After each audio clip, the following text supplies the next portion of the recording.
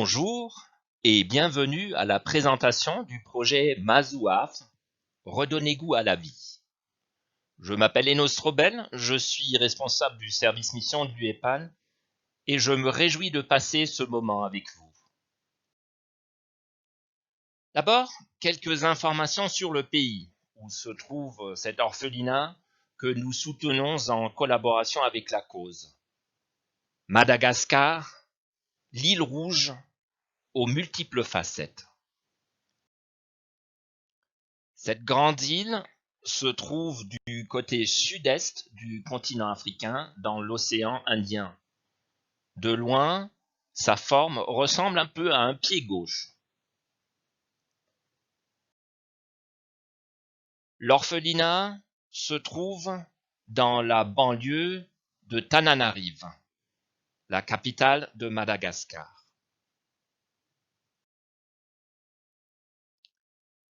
Comme dit, Madagascar se trouve en face du Mozambique.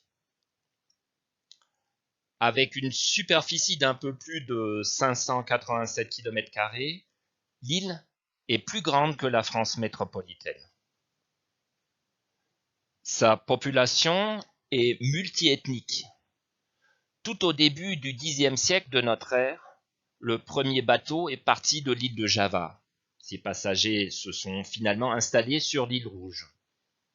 Aujourd'hui encore, la population de la côte Est a l'aspect plutôt asiatique, alors que celle de la côte Ouest ressemble plus aux Africains de l'Est.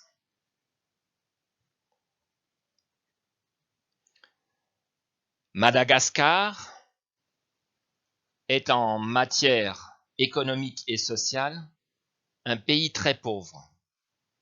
Les Nations Unies calculent régulièrement l'index de développement humain pour tous les pays du monde. Il tient compte d'un certain nombre d'indicateurs économiques, mais aussi du niveau d'éducation, des soins médicaux et autres. Actuellement, Madagascar tient la place 162 sur 189. Le Niger tient la dernière, la Norvège la première place. La France se trouve au 26e rang, l'Allemagne au 4e rang. Le taux d'alphabétisation est très bas. Tous les enfants bénéficient de l'enseignement primaire en langue malgache. Mais pour accéder au secondaire, il faut passer des examens exigeants en langue française. Devinez qui maîtrise suffisamment le français pour réussir? Ben oui, bien sûr, les enfants de la classe supérieure, très riches et très minoritaires. Madagascar a été colonisé par la France à la fin du XIXe siècle. C'est en 1947 que les Malgaches tentent pour la première fois massivement de se libérer des colons qui réagissent avec une violence terrible, un vrai massacre toujours gravé dans la mémoire du peuple. L'indépendance et la proclamation de la Première République arrivent finalement en 1960. Les Malgaches ouvrent d'une certaine manière la décade de la décolonisation en Afrique. Pourtant, l'armée française quitte le pays seulement 14 ans après. Quelques chiffres significatifs comparés avec la France. La répartition d'âge est impressionnante. 60% de jeunes par rapport à 30 en France.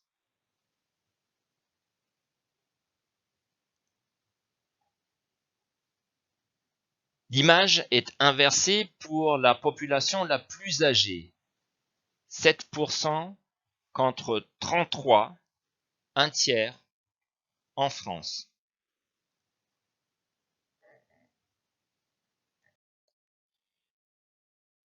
Inutile donc de dire qu'il y a une énorme différence dans l'espérance de vie, ce qui n'est pas étonnant si vous regardez les dépenses de santé par habitant.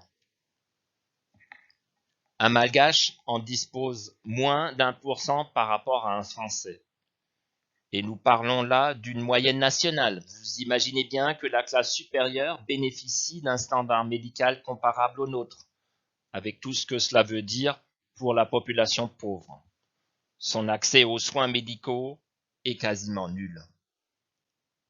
Pour elle, pas question d'être hospitalisé. On meurt tout simplement à ce qu'on appelle la maison. Le produit intérieur brut, à savoir la valeur de tous les biens et services produits dans un pays sur une année, ici calculé par habitant, même pas 4% par rapport à la France.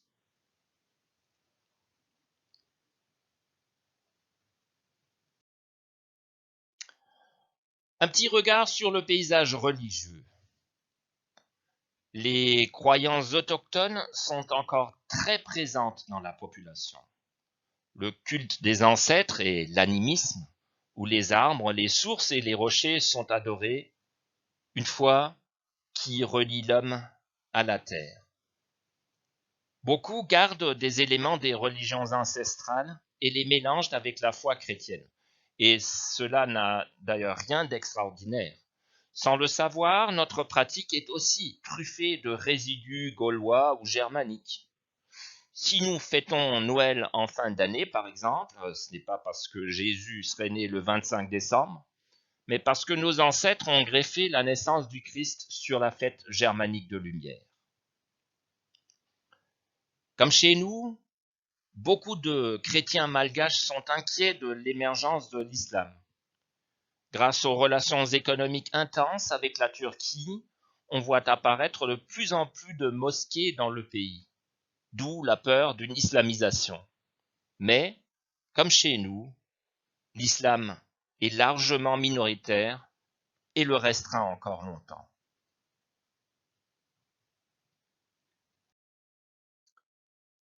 Les partenaires de l'UEPAL sont l'Église réformée, avec 3 millions de membres et 5000 lieux de culte, 15 fois plus grande que l'UEPAL.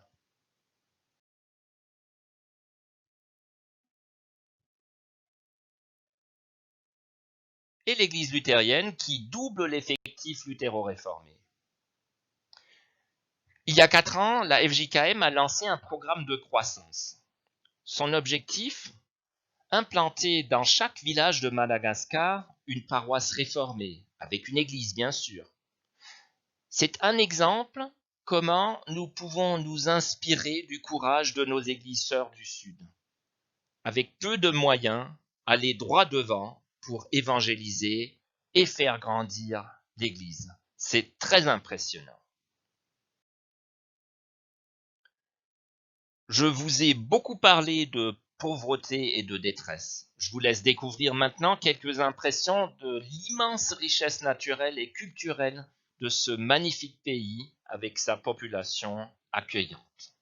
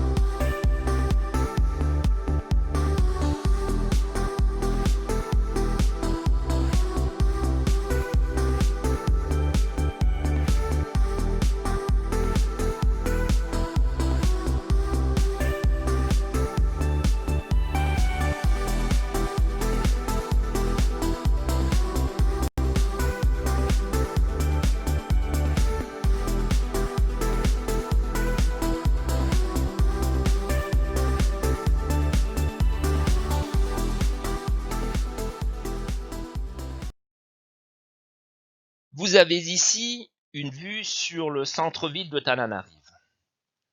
La capitale de Madagascar compte 3,2 millions d'habitants.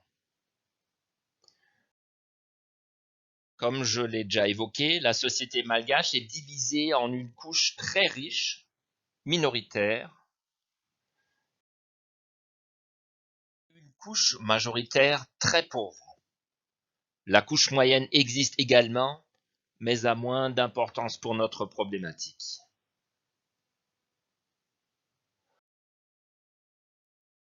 Ce grand clivage est régulièrement source de tensions sociales et politiques fortes dans le pays.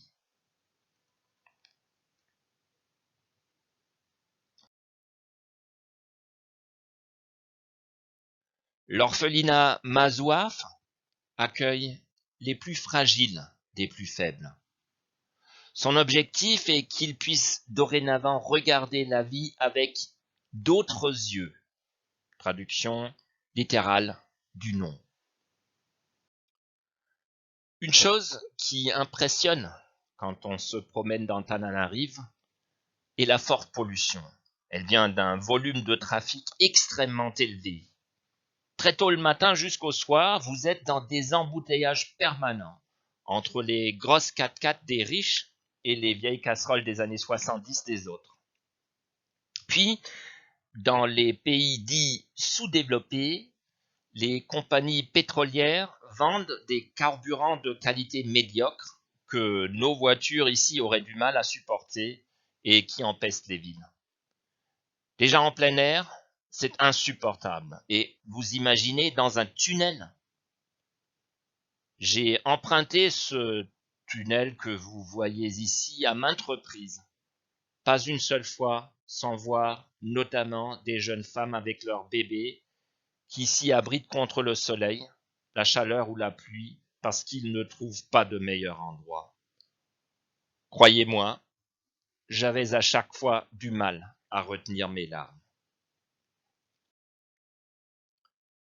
Beaucoup de structures que nous appelons orphelinats ne le sont pas vraiment. Elles accueillent des enfants de familles très défavorisées qui ont encore des parents. Mais les parents n'ont pas les moyens de les nourrir et de leur offrir une éducation qui leur permette de sortir de la pauvreté. À Mazouaf, par contre, un des critères d'admission est d'être orphelin au moins d'un parent. Et bien évidemment, de vivre en extrême précarité. Concrètement, nous parlons de vrais enfants des rues.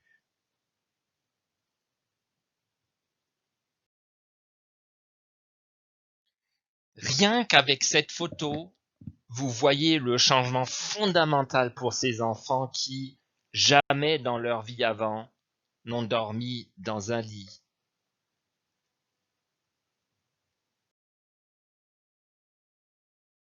Ils ne passent plus leur journée à mendier ou fouiller les déchets pour trouver de quoi manger.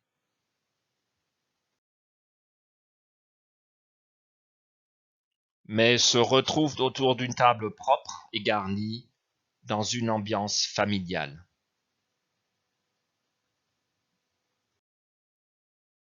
Une nourriture équilibrée et suffisante est certes la base de tout épanouissement, mais ce n'est pas tout. À Mazouaf, on attache beaucoup d'importance au travail du passé pour permettre aux enfants de se réconcilier petit à petit avec leur vie antérieure. Un suivi psychologique est assuré, notamment pour repérer les traumatismes afin de les soigner et de faciliter le nouveau départ.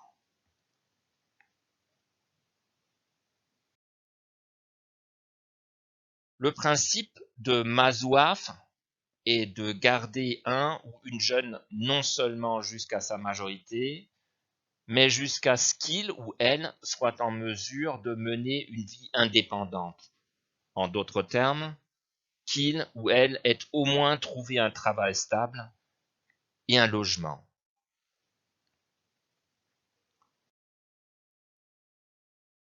Les enfants et jeunes vivent désormais dans un environnement sain, propre, où ils apprennent à prendre soin d'eux-mêmes comme du lieu qui les abrite.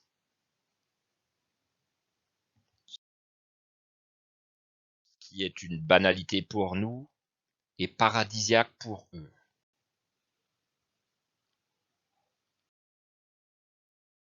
Ils ont accès aux soins gratuits en collaboration avec un médecin et une infirmière. Les médicaments sont gratuits également. En plus, l'infrastructure médicale est ouverte aux personnes nécessiteuses du quartier.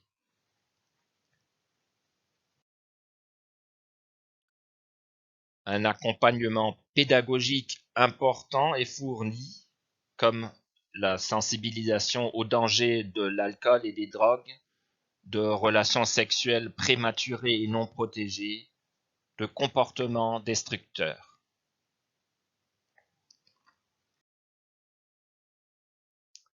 Les journées sont structurées, ce qui est éminemment important pour trouver un rythme de vie sain.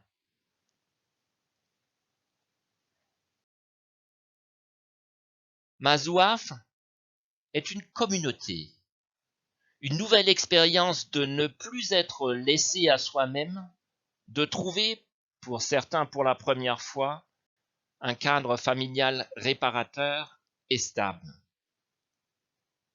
Mais l'orphelinat n'est pas un vase clos. Il est ouvert vers le quartier, le monde.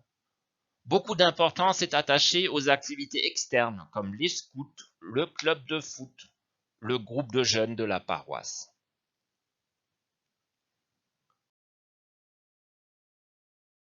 Et intégrer Mazouaf ne veut pas dire oublier d'où on vient, ni oublier celles et ceux, trop nombreux, qui n'ont pas la chance d'être hébergés et nourris. C'est pourquoi les enfants sortent régulièrement dans les rues du quartier et dans les parcs, partager le repas. Apprendre et vivre la solidarité concrètement.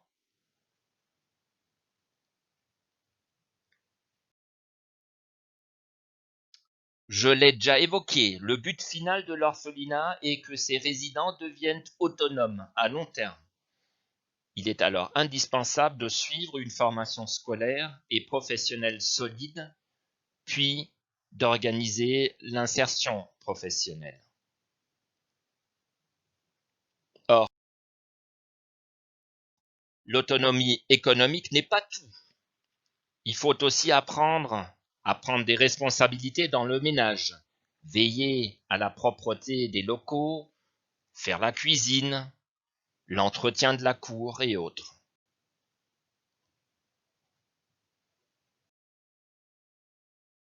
Puis, l'homme ne vit pas de pain seulement. Une bibliothécaire de l'Institut français de Madagascar se sert de livres chaque trimestre pour interagir avec les enfants et leur permettre d'accéder à la culture, même avec un faible niveau de français.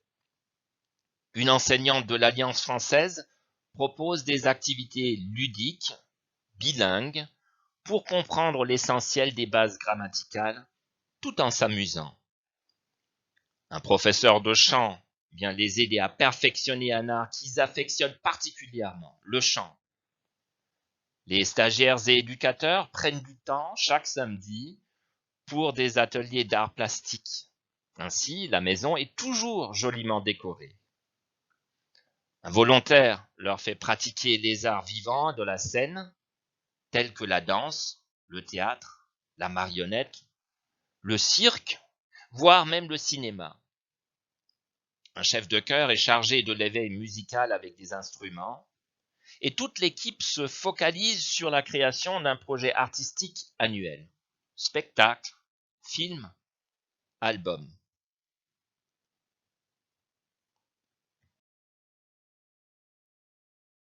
L'objectif autosuffisance verte avec le verger complète le concept pédagogique.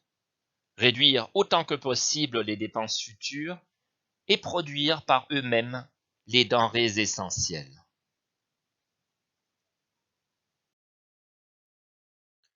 Voici une petite idée de ce qu'est Mazouaf aujourd'hui.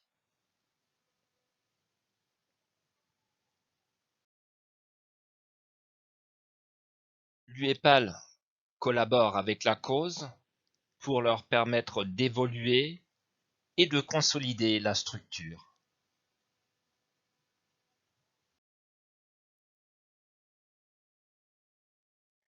Vous pouvez les soutenir par vos dons, à travers l'engagement missionnaire de votre paroisse, mais aussi en tant que personne individuelle, famille ou groupe paroissial.